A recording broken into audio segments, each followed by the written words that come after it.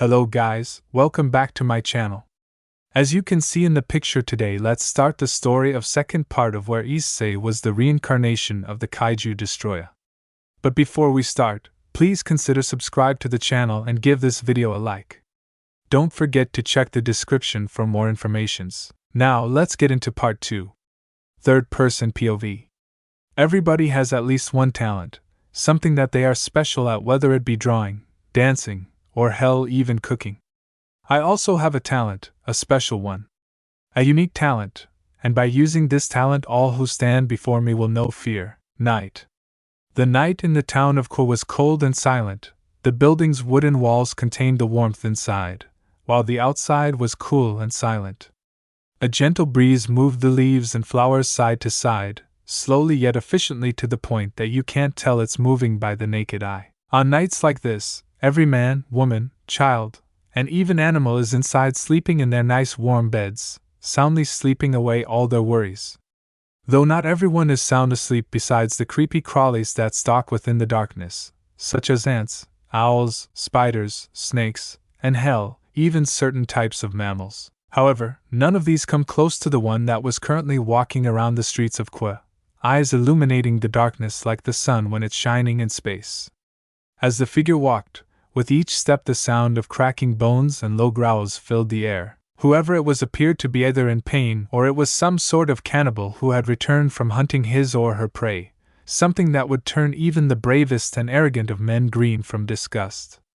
It was funny, nowadays people say that we are intelligent beings who should not fall back on the primitive ways of cavemen. But have humans really evolved, or are they simply doing what they always do, but in a completely new way from their old one? The answer is quite simple. Nothing has changed over the last 2 million or so years. Humans have always killed to survive, like everything other organism on the food chain. Everything is or has a predator. Humans are not different from common animals, so an act like cannibalism is just natural. It was only the act of consuming another individual of the same species as food. Cannibalism has been a common ecological interaction in the animal kingdom, and it has been recorded in more than 1,500 species. Since the beginning of ancient times, humans have resorted to cannibalism to satisfy their hunger, and it has worked if you ignore the fact they sometimes become obsessed with the taste. It is still common nowadays, but it can end up giving heavy penalties to those who are caught consuming human flesh. Although the noise that was coming from the figure may sound like that, in reality, this being was in fact not involved with cannibalism. The cracking noise was in fact coming from the figure's own bones, which sounded like they could easily snap at any moment. The figure continued walking until they soon came to a halt. Their eyes turned to the right and were greeted by the place that they wanted to come to, the Hayadu house. The home of Issei Hayadu, the pawn of Ryo's Gremry and the Red Dragon Emperor. A boy who had been missing for over 10 solid days, with no one even knowing where he could have gone. Not even the supernatural knows where he is. Some speculation that he has either been kidnapped or killed off by some group that didn't want to face the Red Dragon Emperor. Either one is a valid theory, since Issei was last seen arriving at his school but never leaving. Some also believe that the brown-haired boy simply abandoned Ryo's Gremry for his own desires, which has made some think he is now a stray devil, which has brought much dread to the supernatural. There it is, walking up to the side of the house. The figure sneakily climbed the building until they reached the second floor, which didn't take too long. The light from the moon shined through the dark clouds that filled the night sky, illuminating the figure, which revealed them to be none other than Issei Hayadu. However, the brown-haired boy appeared to have changed quite a bit after the past 10 days. For starters, he was taller, around nearly 6 feet tall, and he had more muscle mass, nothing too special like bodybuilder, but it was still impressive enough to make any ladies blush, and to top it all off, his facial features were also sharper than regular. Issei grunted in annoyance. The moonlight was shining in his eyes and it was getting annoying. Issei. Fucking annoying light. He wasn't a fan of bright lights, especially since he sleeps in a bedroom where the sun shined through onto his face. Maybe his parents should have given him the spare bedroom, but in the end, it was Issei's decision to choose the room. Maybe in the future, he will choose a room that doesn't have a window that will allow the sun to shine on his fucking face. He guesses that time will tell. The brown-haired boy approached his window, slowly and silently opening it using his strength. A smirk grew on his face as the window opened. He then crawled into the room and closed it behind him after he entered. He had to say that it was very easy to do something like that since the town of Kwa wasn't really the best when it came to security. A wanted criminal could definitely get away without being caught by any police. Like there was an adult hotel not too far away from the boy's home, simply a few blocks down, and it was also very tall, so it wasn't hard to find either. Issei, I have to say, it feels kinda nice being back in this. Looking around his bedroom, Issei could see that not much has changed during his time away, though he did notice that it was more clean than usual. This gained his attention since he was pretty sure the only people who would think of doing something like this were either his mother or Asia. Speaking of the blonde-haired girl, Issei can't seem to be able to sense her presence within the house. This shouldn't be possible unless she was in a certain location known as Hell. It was the only option, which means that Rias and her peerage failed to complete the rating while he was away. Issei didn't care about this though. The result of the rating game mattered little to him since he could care less about Rias Gremory. All that mattered to Issei was Kaniko's well-being. He had to go grab her from Hell and bring her back to his home. Though it won't be easy, even with his new abilities. Actually, what is he even saying? Of course, it will be easy because he is Issei fucking Hidu, someone who gives literally no shits whatsoever. The brown-haired boy chuckled, growing a sinister smile as his eyes glowed bright purple. Issei. Looks like I have some work to do. Time skip brought to you by Issei and Kaniko cuddling together. Issei, who was currently wearing a cloak, stood before the Phoenix household. He had to say that the building was exactly how he imagined it to be. Too much fire. He recalls Riser's arrogant personality about being a part of the Phoenix family, and he can clearly see why that is, though this doesn't worry Issei whatsoever, since that blonde chicken was nothing more than all talk. The brown-haired boy was prepared for this. Before coming here, he took a little shortcut to Issei and obtained something very special. He approached the house, feeling the scorching ground beneath him, and yet this didn't bother the boy at all. 2 guards were posted out the front of the Phoenix household to greet all the invited guests and send off any unwanted visitors. One of the guards took notice of Issei and pointed their weapon at him. Guard 1, halt.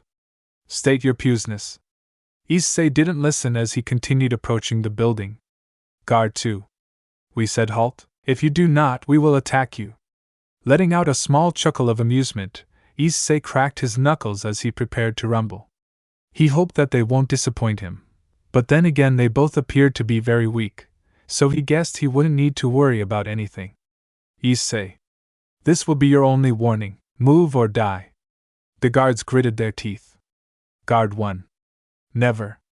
Guard 2. Yeah, we are faithful servants to the Phoenix family. Issei let out a sigh of disappointment. Issei. Disappointing. He charged toward the guards with blazing speed, and with a right hook, he punched one of the guards in the jaw, sending their head flying off their shoulders and bouncing off the door. Blood splattered everywhere as the body fell limp and collapsed to the ground. The second guard's eyes were filled with fear, as he had no idea what to say or do at the very moment. He blinked and his comrade was dead before him. There was no way that some regular devil, or hell, even a stray devil, could move that fast. The guard wasn't even sure if one of the Devil's Kings could do something like that. This was the power of something else. Something much worse than any devil alive. Something worse than even Lucifer himself. What happened before the guard was the result of a full-on monster. Issei quickly looked at the terrified guard. He quickly uppercut the second into the air before grabbing his leg and throwing him into the ground very hard. This attack ended up in the devil gaining a few cracked ribs and broken limbs, but it didn't matter since it was still painful, and oh boy, it was bloody painful to the point he wished he died to some holy weapons. The brown-haired boy snorted. That was a waste of time and his strength. Issei. Weaklings. He grabbed one of the doors and easily ripped it off its hinges, sending it flying off into the distance.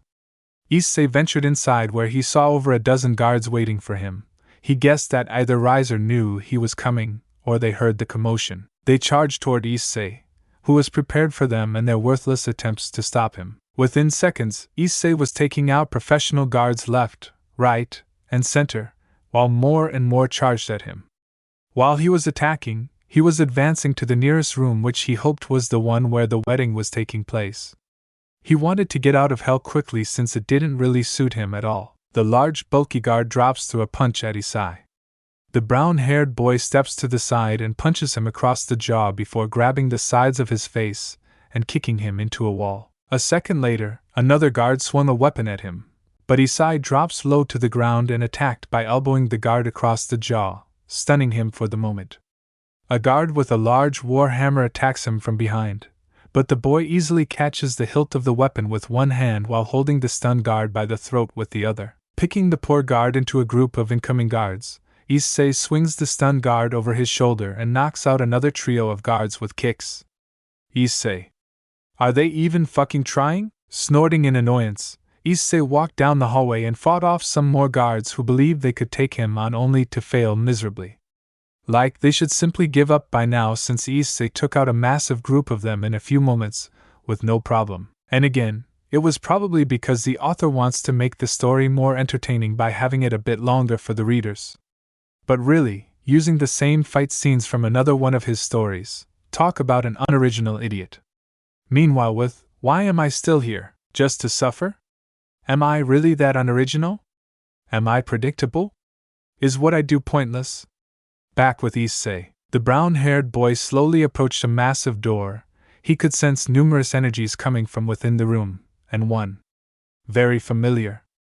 Issei's eyes glowed purple. He finally found the room he had been searching for. The one that had the person he came to retrieve, Piniko.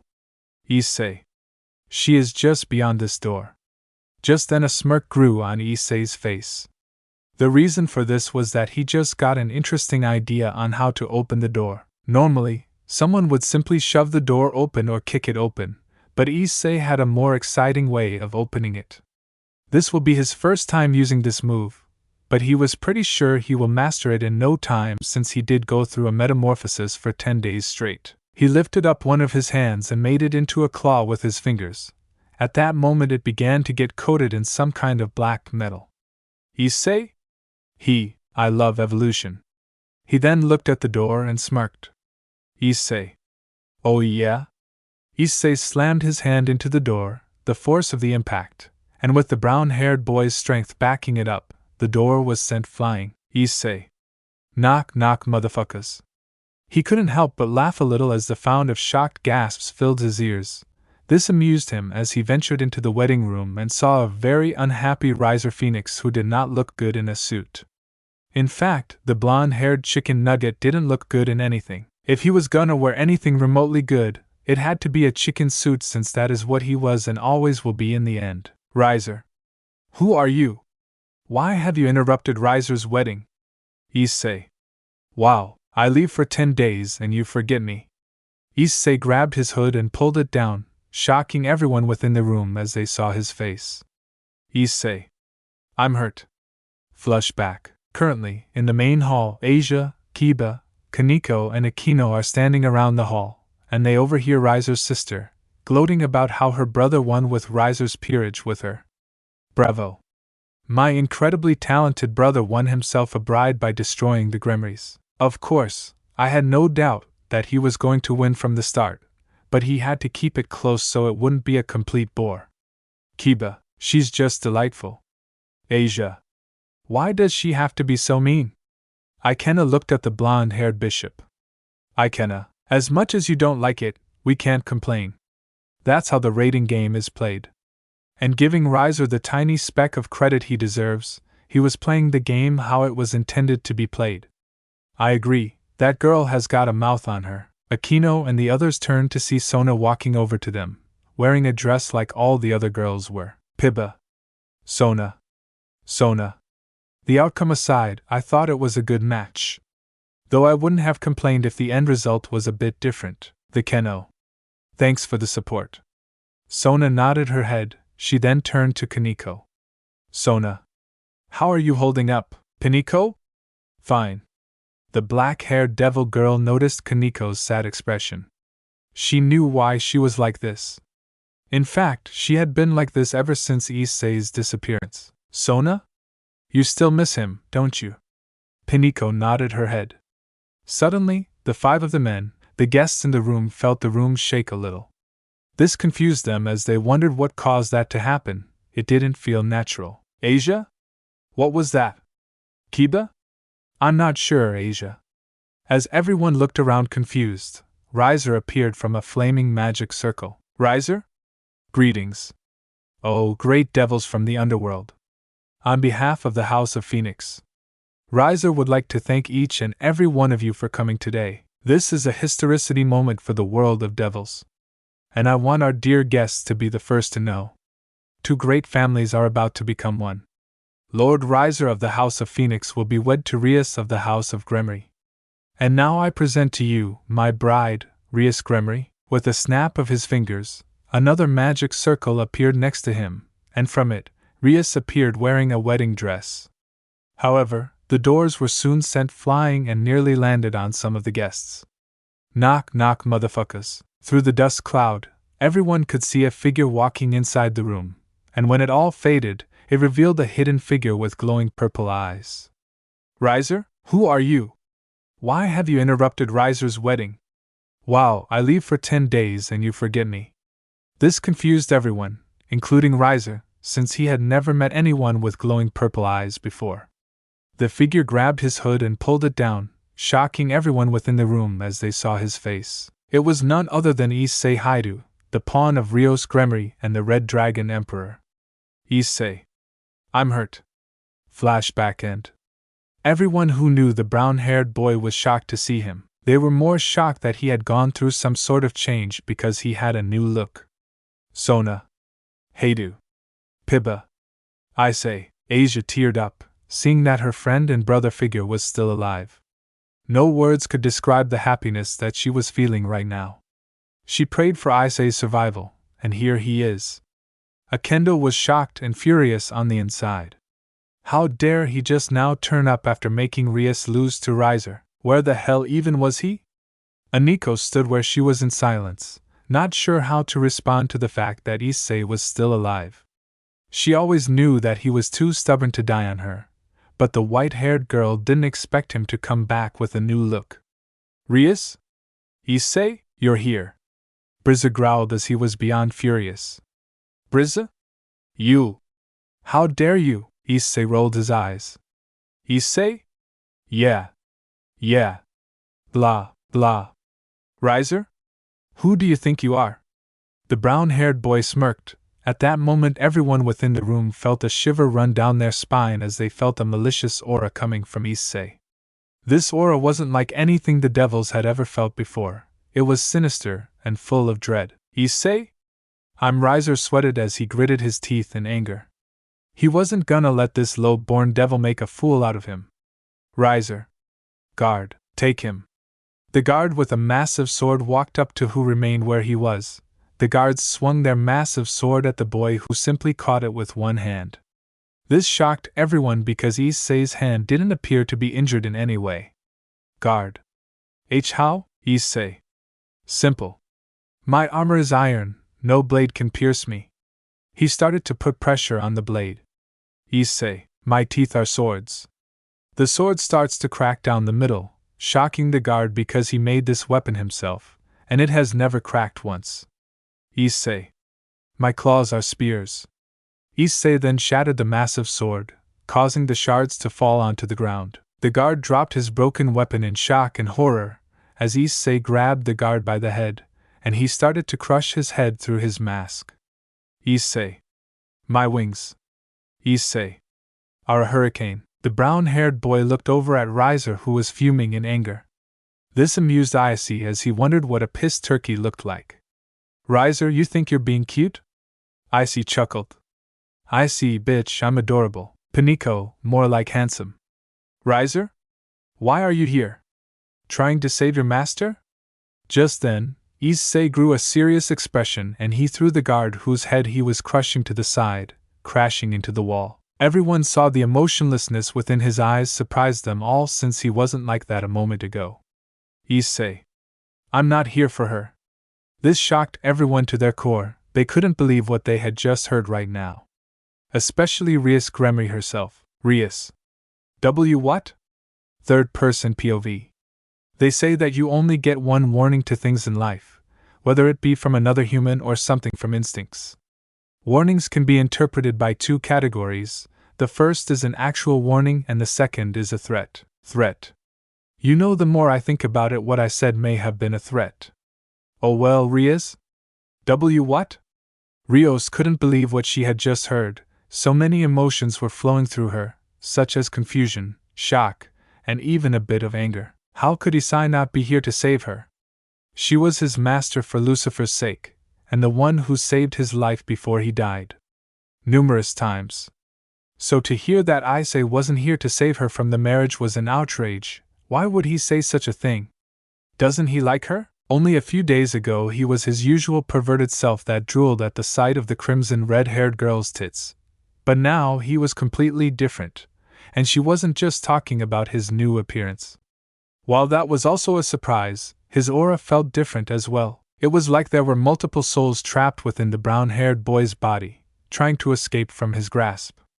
Rios wasn't sure herself since it was very faint, but it was almost like she could hear the screams within her mind. However, she decided to ignore all this because it was probably because of stress, since she had a stressful time for the last couple of days. Rios wasn't the only one surprised by Issei's words. Aquino and the rest of the peerage were also taken aback by what they had heard. Kaneko, Asia, and Kiba weren't sure how to respond to all this since they have never seen Issei act like this before. The Keno, on the other hand, was fuming with anger on the inside. How could she not, since the very Quam that was supposed to serve Rios was now saying that his master shouldn't be saved at all? The black-haired girl made a mental note to teach Issei a lesson. After all, he was nothing more than a mere dog that can easily be put down whenever they need to. Riser was the most surprised out of everyone in the wedding room. He fully expected Issei to come and save Rios from his grasp. But he was wrong. Riser? You're not here to save Rios, Bess? Of course not. Breeza? Why? Rios? Yeah. Why? Bess, it's me. The brown-haired boy scoffed and rolled his eyes, but then he soon sensed something close by, and it was more powerful than every other devil within the room. Issei, oh, we have a new guest. Well, I'm surprised you sensed me. I would also like to know your reason, Issei hideout. Everyone looked over to the source of the voice and was greeted by Graphia, who stood next to a handsome man who seems to be in his early 20s. He has shoulder-length crimson hair and blue eyes, Issei. And you are? Rios. Big brother. Issei was taken aback by this. He didn't expect the man to be his master's brother. To be fair, the only person Issei has ever seen with crimson red hair was Rios, and the man looked like a male version of her, so I should have been obvious. Either way, Issei wasn't expecting Lucifer of all people to show up to the party. Issei actually felt ashamed that he didn't an invention. Then again, why would he even need one if the Phoenix house was so easy to break into? 010 security would never recommend it to any human. Issei. So, you're the one I've heard so much about. You're the Devil King, the Lucifer. The man nodded his head. Surzex? Indeed, I am Surzex Lucifer. A pleasure to finally meet you, Issei? Same? I guess. Riser looked towards Surzex, his face full of shock and fury. Riser, my king? What is the meaning of this? Surgiches? I would like to know the same thing, Riser. He turned his attention back to the Sei who remained where he was. The crimson red-haired man could feel the aura coming from him, and he could happily admit that if trained a little bit more, he could surpass him even in his true form.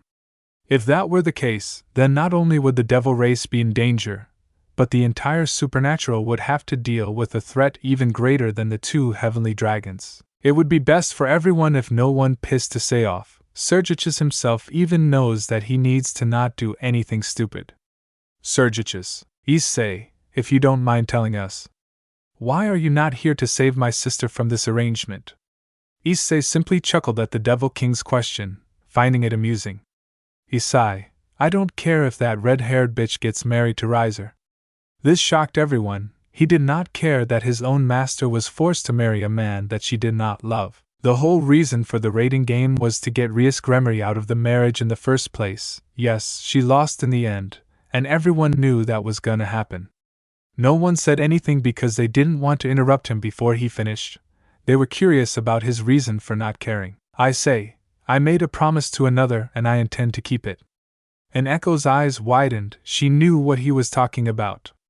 The brown-haired boy was talking about the promise that he made to her when he saved her from getting raped. He said that he would protect her even if it meant going against the entire world. Sergiches. I see. But why are you here then? Issei, simple. I just wanted to give my sympathy to Riser and come collect what belongs to me. Riser. Sympathy. What the hell do you mean? Issei chuckled. Issei. You will learn soon enough.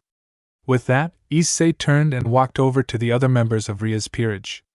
He was glad to see them all except for Akino since she was a part of her and Ria's little hate session against him. Issei looked to Kiba. Issei. Kiba, you do not look good in that suit. Kiba? What? Issei? Your hair looks terrible as well.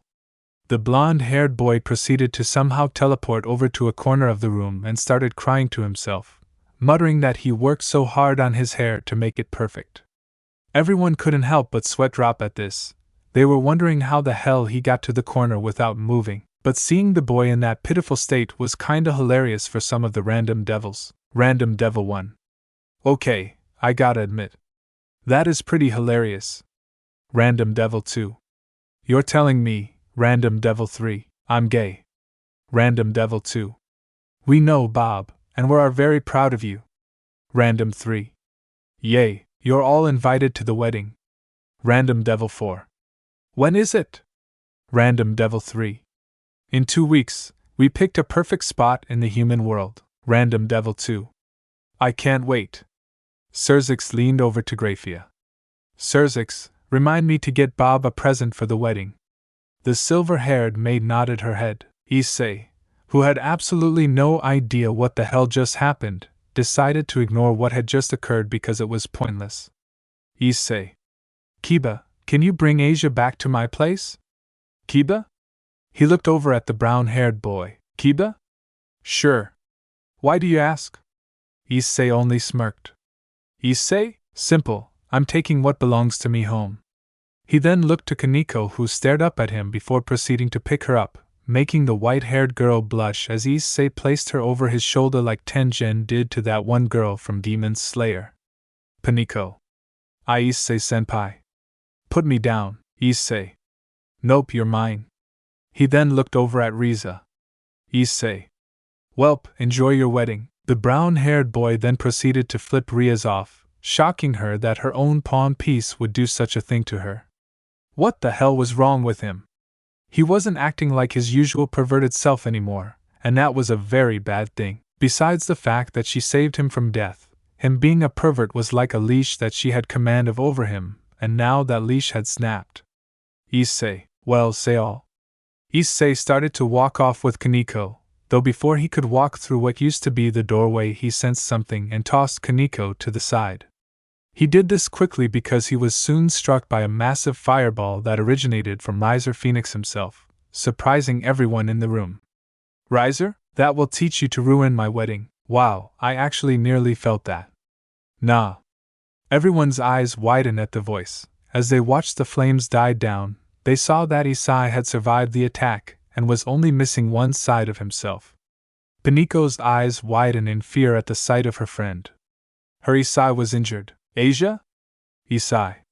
Asia was about to rush over to her friend to start healing him with her sacred gear, but the brown-haired boy didn't seem bothered by it whatsoever by the fact that part of himself was gone from the attack.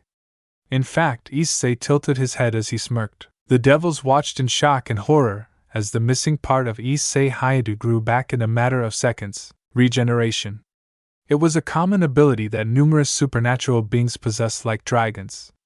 It was very handy when it came to large-scale battles or simply facing stronger opponents. You could grow back your limbs or heal from any kind of injuries in a short amount of time. Unfortunately, devils, fallen angels, and regular angels did not possess such a power unless they belonged to the Phoenix family. That is what took everyone aback because the last time they checked, Issei was a devil that belonged to Rias Gremry's peerage. That made him part devil. He shouldn't have a power like that. Surgiches. Regeneration. Did he make a deal with Dreg? Griefia? That was a surprise. Asia? Issei? Tiba? Oh my go, ow. I forgot I'm a devil. Aquino? I am possible. How can he have that? Riser? What the hell? How are you capable of regenerating? Only my family have th. Issei, shut up. Everyone fell silent as Issei's hair was shadowing his eyes. A sinister aura covered his entire body as he looked up at the blonde-haired man. When he did, Riser felt fear wash over him as the look in Issei's eyes. It was the look that a predator gave to its prey, but this one was 10 times more terrifying than anything natural. Issei, why did you do that? Riser took a step back as sweat began to run down his face. He had no idea that Issei could be this terrifying. It didn't make sense to Riser. Only a few days ago he was just some weakling that his rook could take out without even trying. But this was different from back then. And it pissed Riser off. How dare this lope or make Riser look back? Riser? I challenge you to a duel. I say, a duel. Riser? Yes. Riser knows that you are lying. Riser knows that you are really here to save your beloved master, trying to gain your pride back after your humiliating defeat from my rook. Issei simply stared at the blonde-haired man before letting out a laugh that filled the room, sending another shiver down everyone's spines. They did not like that whatsoever. It was something that should not come out of anyone. Issei. Riser. Issei grew a sinister grin, his eyes shining purple. Issei. Do you know how many millions of times I've done this? Infusion. Fear. Those were the only emotions that were in the people, wondering what Issei meant by how many times he had done this. How could he have done this million of times if he only just arrived? Has the brown-haired boy done some sort of training that had him face illusions of Riser? There is a type of training like that, but they were sure that only humans use it in combat. Image fighting was its name, pretty sure. It was where someone played out the entire fight within their mind and see if they could find their opponent's weakness before they start the actual battle. A smart but risky move since it can leave people open to attacks in the actual fight itself. Has Issei done something like that, or rather something similar to it? Issei. Let me tell you something, Riser Phoenix, heir to the Phoenix family. In the blink of an eye, Issei appeared in front of Riser, which made the blonde eyes widen in pure shock because he didn't even see Issei move. Issei grabbed the Phoenix by the neck and slammed him into the wall, causing cracks to form by the impact. Issei. I've seen the other side, there's nothing. You're nothing. Riser struggled to free himself from Issei's grip. Ria stared at her pawn with a shocked expression on her face. She had no idea that Issei had such strength, making her wonder how he obtained it. Surgiches. Issei, let Riser go. Issei's gaze turned to Surgiches, who had a serious expression on his face. But the Devil King soon lost that when he was greeted by Issei's glare that was 10 times more potent. Issei, let me give you a warning, Surgiches, Lucifer. No. He looked at all the devils that were in the room. None of them dared to say a word or move from where they stood. Issei, if any of you get in my way or try and take what belongs to me away, I will bring upon an extinction-level event that will make even God feel pain. Issei's voice distorted as its thunderous call echoed throughout the wedding hall, leaving everyone chilled to the bone. Narrowing his eyes, Issei tossed Riser to the ground and finally allowed the blonde-haired man to breathe. He then made his way toward Kaneko and picked her up once again, looking at her with a gentle smile that made her heart skip a beat. Issei. Let's go home, kitty. Kaneko blushed as Issei made his way out of the room, leaving everyone speechless from what had occurred before them. They had no idea what happened to the brown-haired boy, but what they do know is that he wasn't normal anymore. He was no mere half-devil. He had turned into something else, something worse. He became a monster. Third-person POV. There are many quotes that can be used to best describe a battle. Usually the top dog one ends up being massacre, and that makes sense. Though there are other names to be best describe a battle, an example of such is none other than one-sided. Issei's bedroom. It was dark within Issei's room, and the only light that could be seen is the moonlight, which shined through the window, though this all soon changed when a red magic circle appeared on the floor, the magic circle of the Gremory household. From the magic circle came Issei Heidu, who was holding Kaneko over his shoulder. The brown-haired boy had to admit that teleportation magic was truly useful. Issei may have not been able to use magic due to his weak body, but he is no longer weak. He is now strong, very strong, so he can do many things that he could never do before. Issei. Man, teleportation magic is so handy, Kaneko. Issei-senpai. Issei. Issei nearly forgot that he had Kaneko. He grabbed the white-haired girl and gently placed her on the ground. Kaneko's face had a red tint to it, showing that she was embarrassed about being carried by Issei. The latter had to say, she was surprised that Issei was able to pick her up with no worries. Kaneko wasn't heavy for anything, but not many can lift up a person with one arm and not struggle. She wondered if this was also the result of his strange new appearance. Not that she was complaining about anything. She was simply curious as all, but moreover, she was glad that Issei was alright. Issei? Sorry about that, Kaneko. I nearly forgot you were the just then. Kaneko punched Issei in the face with her rook strength. However, the brown-haired boy didn't seem to be fazed by the punch whatsoever. Instead, he simply raised a brow. Issei, was there a reason for you to do that? Kaneko. That was for leaving for 10 days straight. Do you know how worried I was? Issei would be lying if he said he wasn't surprised that Kaneko was worried about him. Oh right, he already knew that the white-haired devil girl missed him. It was pretty obvious that she, his parents, Asia, and Kiba missed him deeply. Sure, he may have been gone for a while, but he needed to since he had to get some things done. He also did not want either Rios or Akino to know what he was doing. He has plans for those two bitches.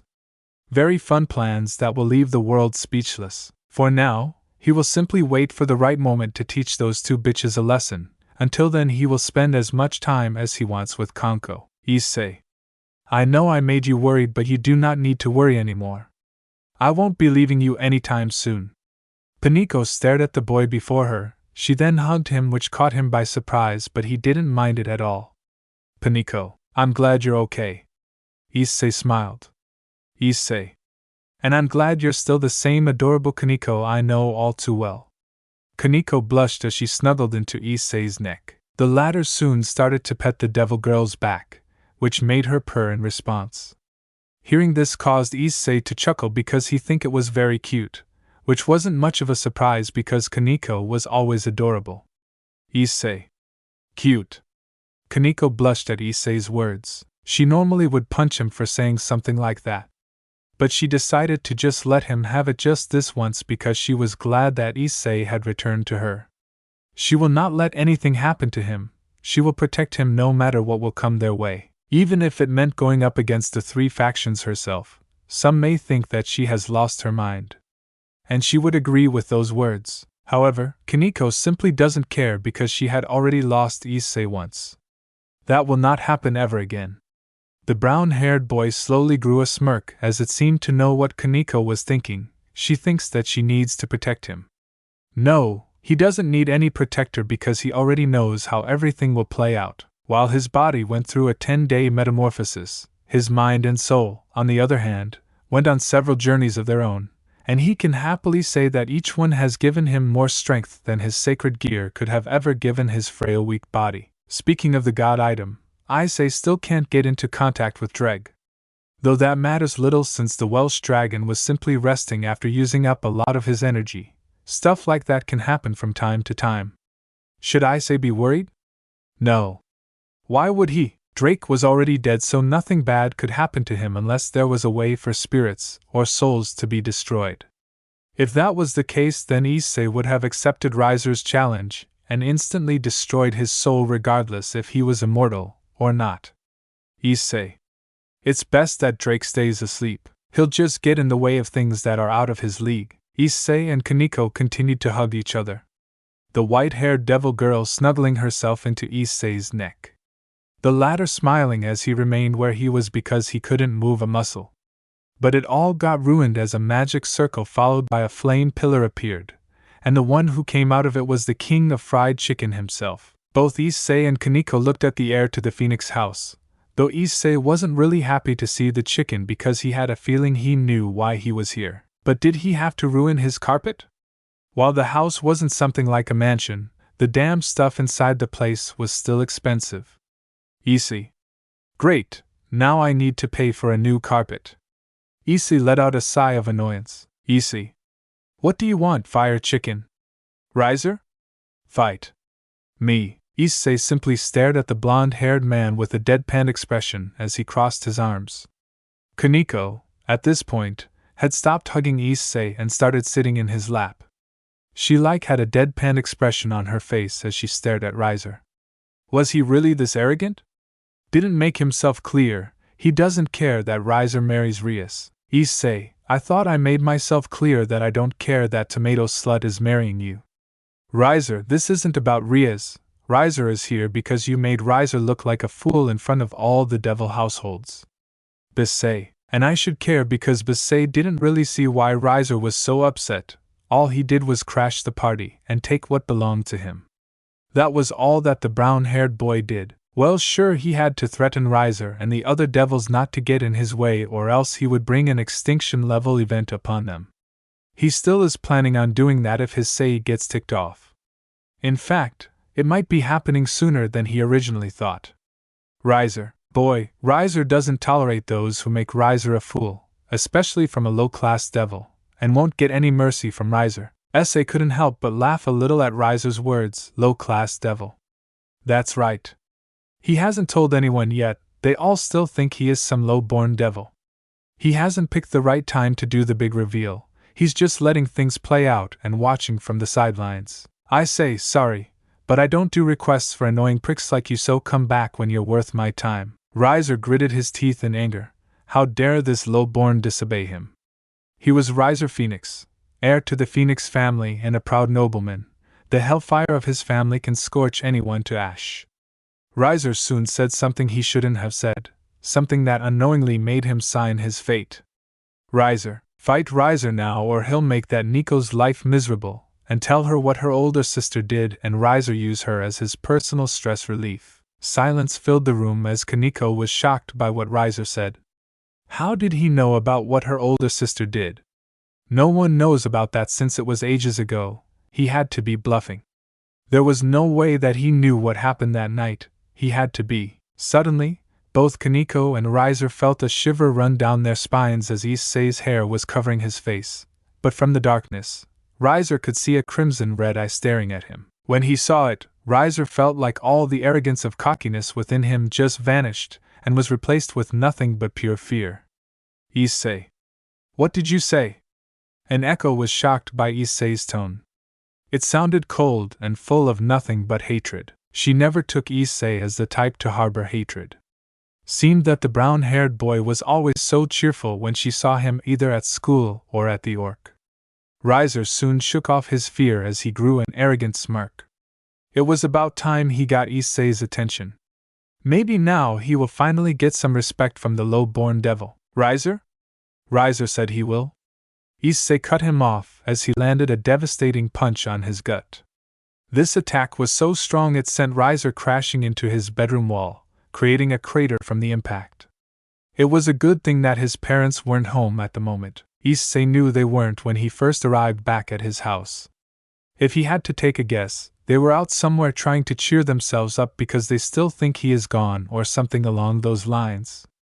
Riser growled and got up as his fire wings burst out of his back. Riser.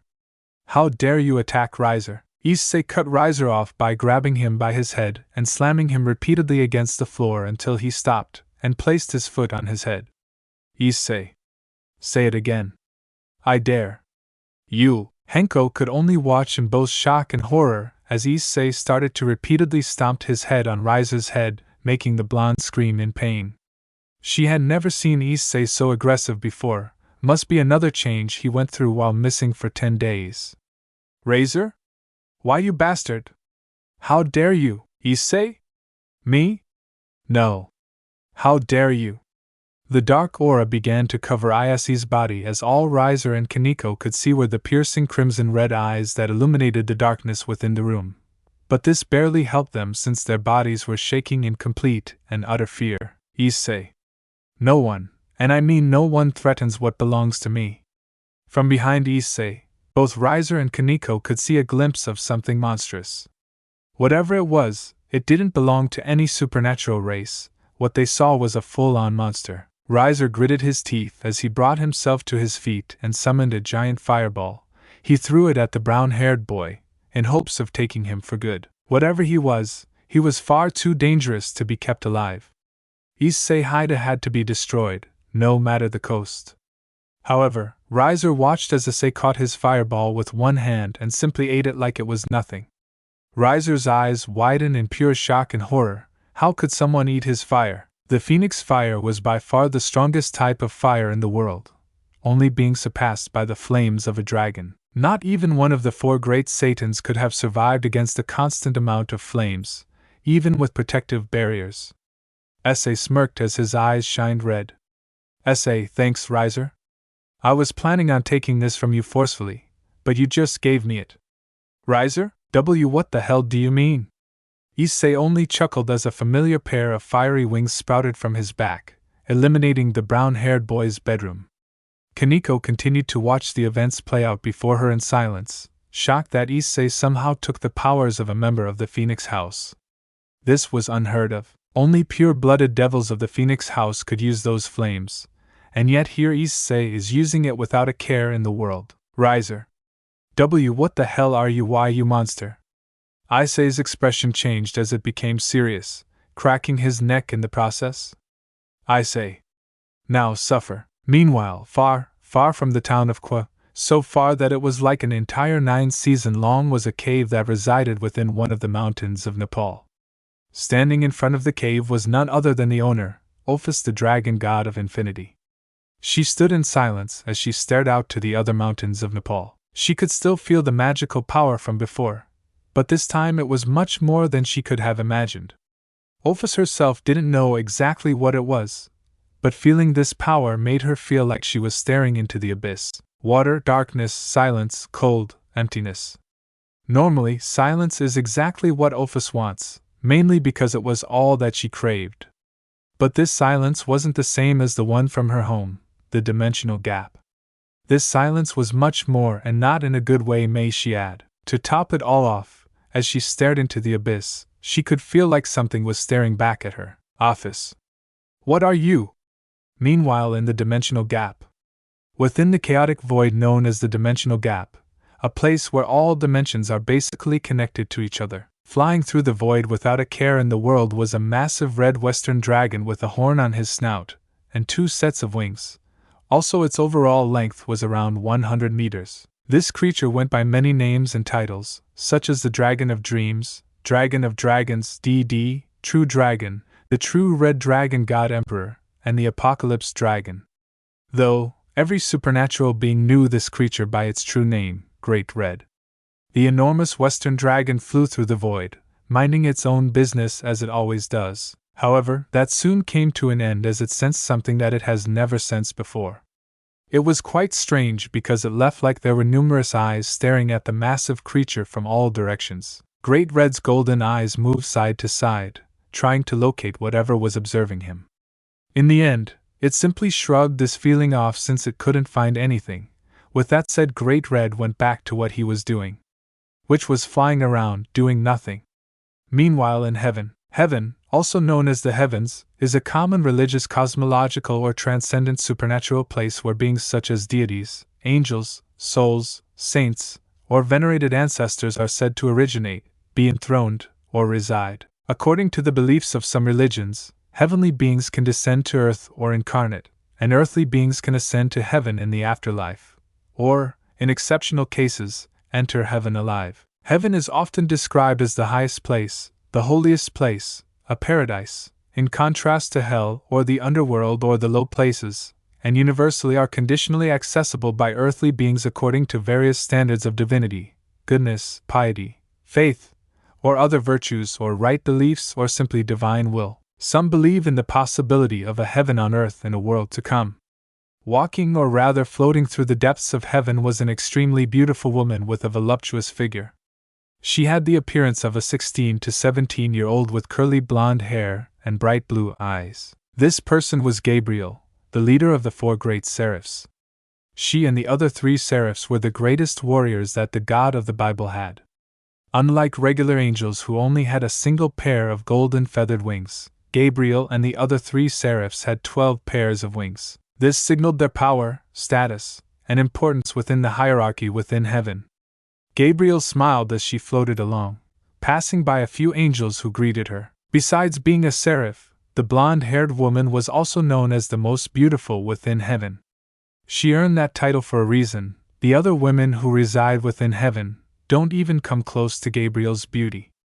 As Gabriel was floating along, she was suddenly hit by a powerful aura that washed over her entire body. She felt her entire body tingle from the energy she felt go through. Whatever this power was, it felt sinister and full of malicious intent. Gabriel, this malicious aura. I gotta tell Michael. Meanwhile in Asgard. Asgard. In Nordic mythology, Asgard is a location associated with the Norse gods. It appears in a multitude of Old Norse sagas and mythological texts. It has been described as the fortified home of the gods, often associated with gold imagery. Very little is known about Asgard since not many have ever seen the place. Not even the other gods like Greek or Egyptians know much about the mystical place. Sitting within a throne room was a very powerful being, the leader of the Norse gods, the king if you will. The person was a well-built old man wearing formal robes. He had long black hair and a long black goatee. One of his eyes was yellow with black scara, and wore an eye patch over his left eye. This man was known as Odin, a Norse god that went by many titles and names. One of these titles is the All-Father, and many still question why he is called that. Odin is associated with wisdom, healing, death, royalty, the gallows, knowledge, war, battle, victory, sorcery, poetry, frenzy, and the runic alphabet. Odin is a prominently mentioned god throughout the recorded history of the Germanic peoples, from the Roman occupation of regions of Germany, through the tribal expansions of the Migration period and the Viking Age. Even in the modern age, the All-Father is still appearing within folklore, though not as much as his sons, since they are more liked by mortals. Odin was simply minding his own business, ruling over his people and making sure that they are safe. Though he soon sensed something that made him and his 2 crows perk up. Odin. Interesting. Odin had never felt such a powerful aura before, which is a surprise since he has been around other gods a few times like his son Thor, and hell, even gods like Zeus and Are. This aura felt different though. It didn't belong to any supernatural being that he knows of. It belonged to something that existed far beyond the 9 realms, something full of death. This filled Odin with fear and yet curiosity. How could he not? If there was one thing that Odin loved more than anything in the universe, it was knowledge. Wisdom and knowledge were 2 powerful forces. Sure, other beings only rely on their brute strength. But in the end, all that is pointless if you do not possess knowledge of what you are either fighting against or with. Knowledge will always be a key factor in everything. That is what Odin cares about the most. With it, he could find out who or what is the source of this dreadful aura and figure out its purpose before something ends up destroying the world. Odin, what could this be? Meanwhile, somewhere in Kwa. In the upper sections of the town of Kwa stood an average-size house. Within the building in the living room was a tall man who appeared to be in his 20s with an average build, black hair, golden bangs, and black goatee. This man was Azazel, the Governor-General of the fallen angels and Grigori. Azazel was a bit strange because he is laid back yet serious while also wise and insane at the same time. To put it in simple terms, his personality seems to reflect the situation at hand. Currently, the Governor-General of the fallen angels was playing a video game while mentally ready himself for any news that comes up from his subordinates. The game he was playing was a very interesting one. It was the new Warzone game that came out not too long ago. He had a grin on his face as he was easily decimating all these trash kids at the game.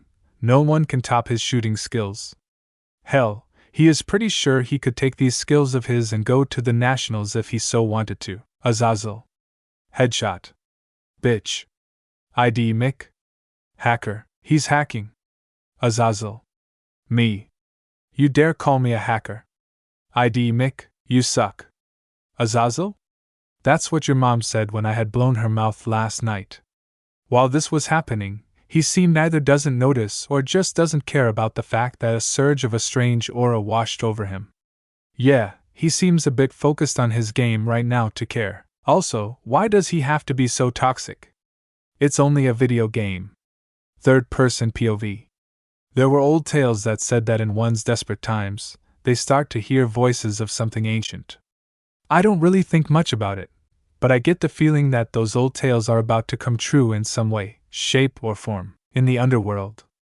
Throughout history, it has gone by many names, and each one has been worse than the previous one. Each one has sent fear into the hearts of all who hear it, for the names belong to a place that no man desire to end up in. No matter what. Examples of the various names are as such: the underworld, the nether, the dark land, or its most common one, hell. Hell was a place where the dead goes to suffer for all of eternity, a place where those who have sinned end up when they die.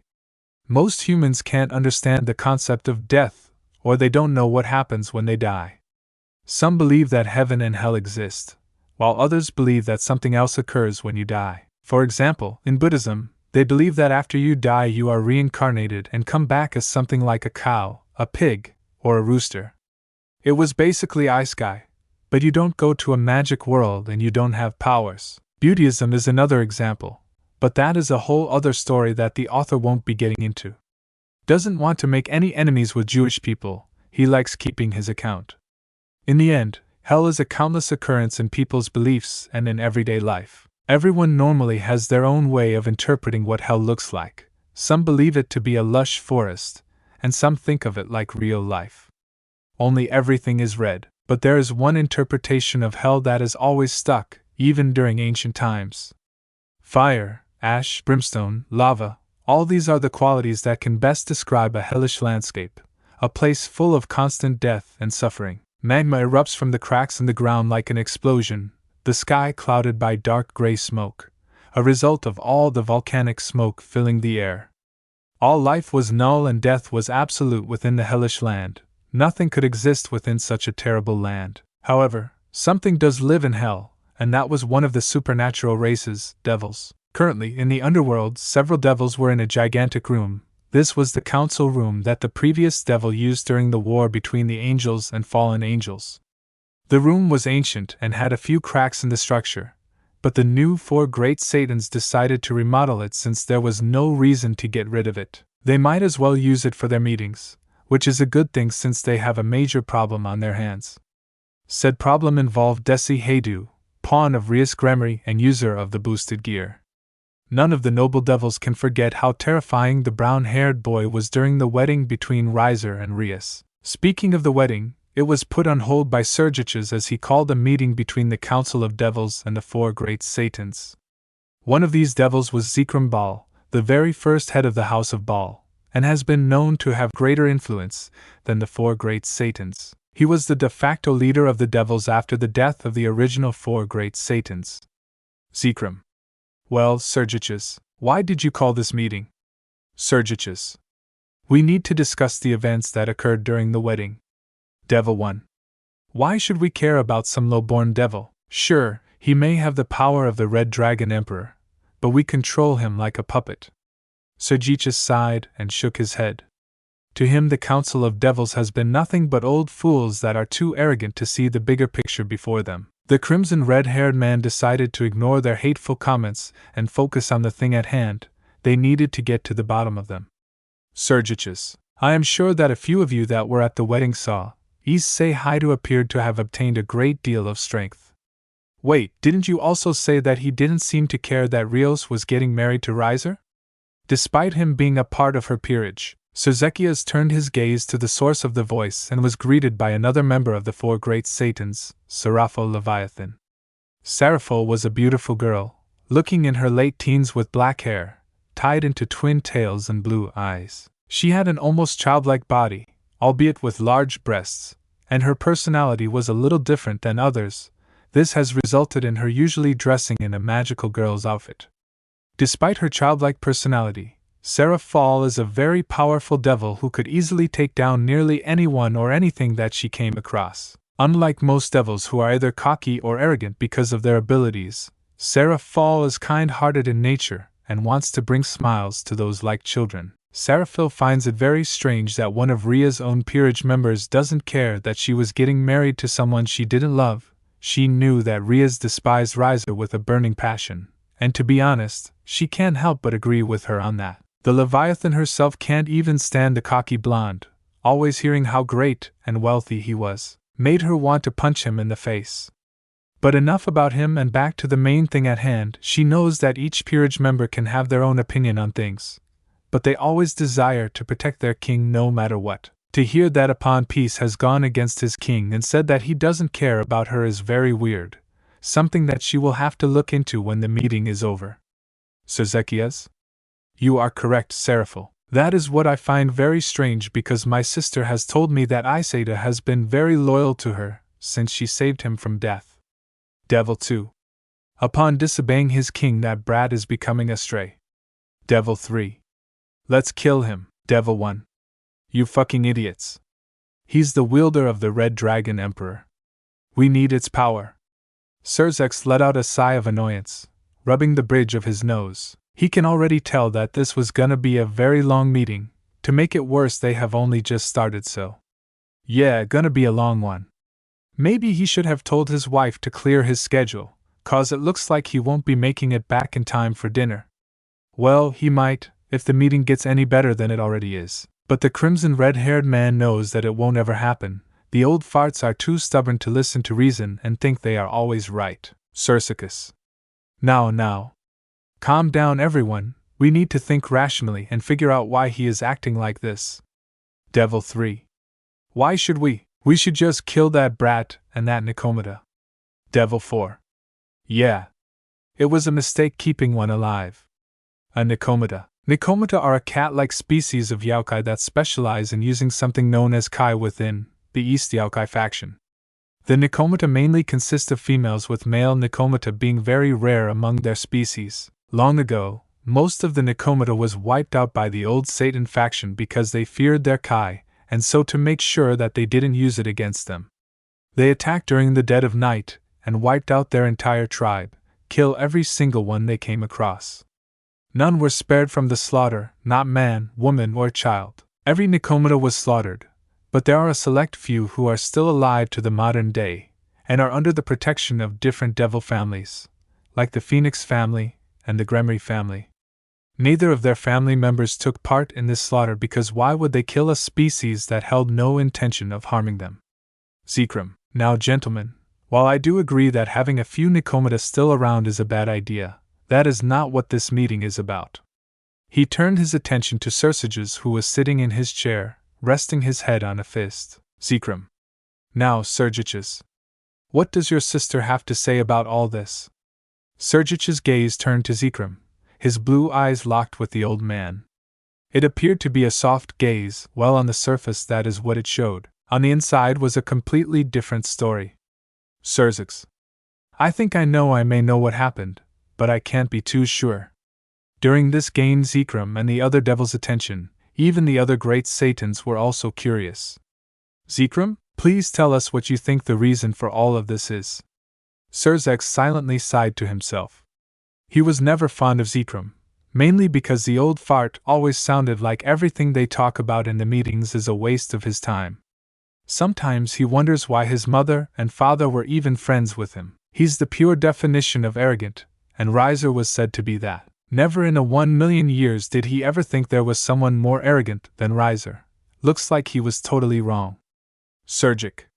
My sister and her peerage must have said something that made Issei change and turns his back on her. Devil 5. What makes you think that, my lord? Sergic. Because you should know when people change there's a source of their change, and Rias must have done something that changed Issei. Zekrom crossed his arms as he thought about it for a moment. Sergiches had a point with his words. There had to be a source for the brown-haired boy's aggression toward Rias Gremory. But the question is, what was that source? Zekrom, he's not entirely wrong. Zeraphil looked over at Sergix, crossing her arms and tilting her head in a cute way. Zeraful? But the question still remains, what did they say? Because from what I heard, he only seemed to be aggressive to Rias and ignored Aquino. He spoke with the other members. Surgic? That's what I'm gonna find out in Zekrom. Zekrom? Surgic? You still have that item that can make anyone tell the truth? The devil was surprised by the crimson red-haired man's question, but he soon couldn't help but smirk. Zekrom? Yes, of course. Is that even a question? Zekrom had a feeling he knew where Circes was going with this. But Ikinda doesn't see the point, since if his Hydu betrays the devil faction, they will simply kill him and take his sacred gear. With the power of the Red Dragon Emperor, the angel and the fallen angels won't be able to stop them if there was to be another war between the three factions. Surzex. You think you can lend it to me? Zekrom? Yes. But just remember not to break it. Surzex rolled his eyes. Zekrom didn't care about the state of his device. He cared about how much it cost him to make it. The device nearly took over $2 million to make because the materials were so damn expensive to obtain. That is the only reason he cares about the device. Surgic? Fine. Fine. Zeraful remained quiet as she knew there was tension between Surgic and Zekrom. She wasn't the only one because the other two great Satans could feel the tension. Also, it was kinda obvious. They rolled their eyes and wished they would get along, but it will only take a miracle. Actually, it would take a miracle of that miracle for it even work. Then again, there might be room for more miracles. Zeraful decided to break this up before an argument starts between the two. They had to wrap this meeting up anyways. Zeraful, what should we do with the Dragon Emperor? Devil 4. I say we. Surgic. We leave him be. All the devils in the room minus the great Satans looked at him with expressions of pure shock and anger. How can he think of such a thing? Devil 1. Are you fucking insane that Brad is disobeying direct orders from his king? Devil 2. Yeah, he's basically a stray. The crimson red-haired devil man sighed as he rubbed the bridge of his nose. He knew it. He fucking knew it. Surzex knew that they were gonna react like this, but there was a small part of him that hoped they wouldn't. He better makes a mental note to himself to never trust any small innocent voices in his mind because they turn out to be fucking wrong. Surzex, I was kinda hoping I would never do this, but if you go after Issei, I will personally strip you of your status and make you stay low class permanently, and you will be nothing but slaves. The devils remained silent as they gritted their teeth and bitterly accepted Circe's decision on leaving the Red Dragon Emperor alone. Zekrom, very well, Circe. We'll leave the Red Dragon Emperor alone. For now, if I may, Circe. You were there and felt Mr. Hydu's aura, did you not? Surgicus turns his gaze to another member of the four great Satans, Ajuka Beelzebub. He was a bewitchingly beautiful and attractive young man appearing to be in his early 20s with light blue eyes and green hair that is slicked back. Ajuka was a very good friend of Surgic's. Out of all the four great Satans, he was easily the smartest of them all. He could solve things that were far too difficult for even the smartest of humans, which wasn't saying much since he was a pure-blooded devil after all. Surgic. I did, but it felt different. Ajuka raised an eyebrow. Ajuka? How different? The man watched his friend sigh as he scratched the back of his head, staring up at the ceiling for a solid minute before turning his attention back to the green-haired man. Surgic. I'm not sure how to describe it. The aura coming from him felt powerful and full of nothing but hatred and dread. Ajuka, hatred and dread. Surgic silently sighed. He hoped that his little sister wasn't getting into any trouble back in the human world. He told her to stay clear from Issei for a while, but he gets the feeling that won't be happening at all. If that's the case, then he better be prepared for whatever the brown-haired boy throws at them, cause he can already tell he won't be holding back his punches. Surgic. The meeting is dismissed, and remember, do not go after Issei. That goes for the other whole devil race, or else they will be severely punished. The devils remained silent as they didn't want to go against Surgic's orders, knowing how strong he really was. The man was a true monster. Besides having the power of destruction, his true form rivaled anything that came against it.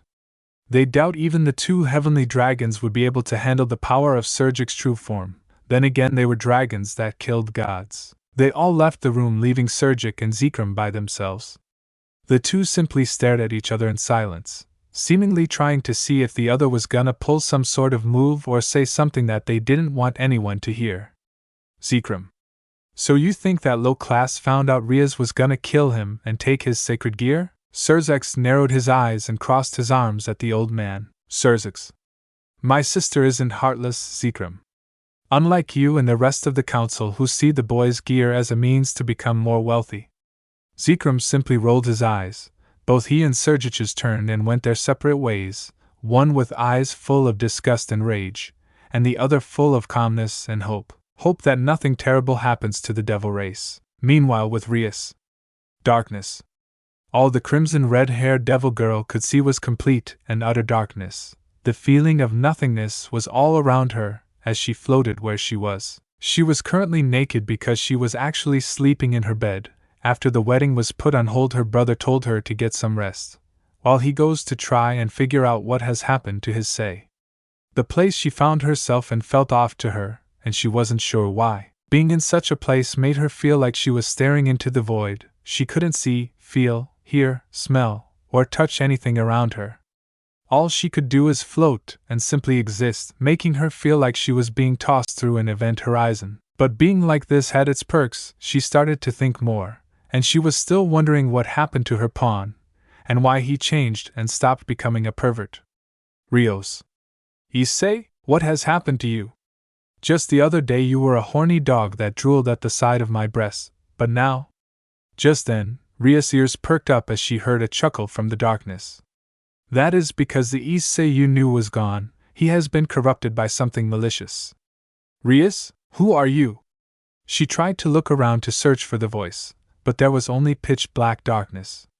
This worried the crimson red-haired devil girl because she had no idea what to do. She can't really do anything at the moment anyway. Rias once again heard a chuckle from the darkness. Fear not, Rias Gremory. I mean you no harm. In fact, I am here to give you assistance. Rias? What? What do you mean? You see, I have been watching you from this place.